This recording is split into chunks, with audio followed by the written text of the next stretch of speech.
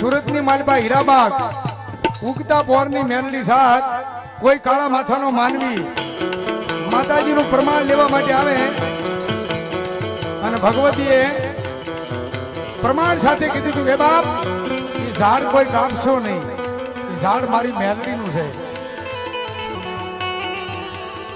પથ્થર કહેવાય, એમાં જીવ ન હોય, એમાં ચેતન ન હોય. હુકલ ઝાડ હોય, હુકલ લાકડું હોય, એમાં પણ જીવ ન હોય. પણ લીલામાં જીવ હોય, જેમ મારે તમારામાં હોય ને એમ જીવ હોય ઝાડમાં પણ.